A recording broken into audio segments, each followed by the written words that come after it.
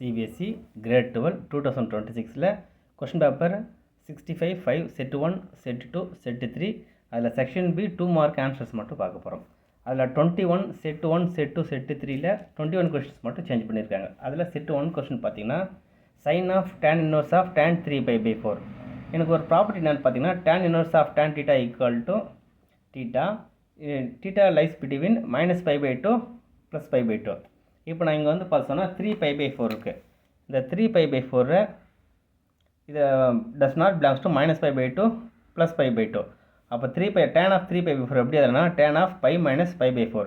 tan 180 - π/4 வந்து பார்த்தோன்னா -tan π/4. எனக்கு tan π/4ஓட வேல்யூ வந்து பார்த்தோன்னா -1. அப்போ எனக்கு tan 3π/4 வேல்யூ -1 கிடச்சிருக்கு. கிவன் எடுத்து எழுதியிருக்கேன். tan 3/4 value -1. Again tan inverse of -1 வந்து பார்த்தோன்னா -π/4. அப்போ sin of -π/4 வந்து -sin π/4 because of sin of -θ equal to -sin θ. அப்போ -sin π/4 π/4ஓட வேல்யூ வந்து பார்த்தோன்னா 1/√2.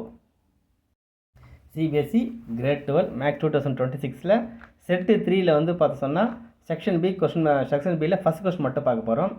செட் 1 செட் 2 செட் 3ல் 21 கொஸ்டின் மட்டும் சேஞ்ச் ஆகிருக்கு. இது என்னென்னு பார்த்தீங்கன்னா tan of cos inverse of tan 3π/4. எனக்கு we know that tan inverse of tan θ equal to θ where θ belongs to -π/2, +π/2. இப்போ tan 3/4 எப்படி வரும்னா tan of π - π/4. tan 180 - θ வந்து பார்த்தோன்னா -tan θ. அப்போ -of π/4. tan π/4 வேல்யூ வந்து 1. அப்போ -1. அப்போ tan 3/4 வேல்யூ வந்து எனக்கு -1 கிடச்சிருக்கு. கிவன் எடுத்து tan of cos inverse of tan 3/4 எனக்கு 3π/4ஓட வேல்யூ -1. அப்போ tan of cos inverse of -1. cos inverse of -1 வந்து பார்த்தோன்னா π. அப்போ tan πயோட வேல்யூ வந்து பார்த்தோன்னா 0. சார் இது எப்படி சார் -1னா நமக்கு cos ஆஃப் nπ வேல்யூ வந்து பார்த்தோன்னா -1/n. அப்போ cos இன்வர்ஸ் ஆஃப் -1 வந்து பார்த்தோன்னா சிம்பிளி π. அப்போ tan πயோட வேல்யூ வந்து பார்த்தோன்னா 0. CBSE Grade 12 மேக்ஸ் 2026 செட் 2ல் செக்ஷன் பியில் 21st கொஸ்டின் மட்டும் சேஞ்ச் பண்ணியிருக்காங்க. அது என்னென்னு பார்த்தீங்கன்னா sine of cos inverse of cos 7π/6. எனக்கு we know that cos inverse of cos θ equal to θ where θ belongs to 0, π. அப்போது எனக்கு 7π/6 வந்து பார்த்திங்க சொன்னால் 7π/6 does not belongs to 0, π. அப்போ இந்த cos 7π/6 சேஞ்ச் பண்ணி எழுதலாம். எப்படின்னு பார்த்தோன்னா cos of 2π - 7π/6.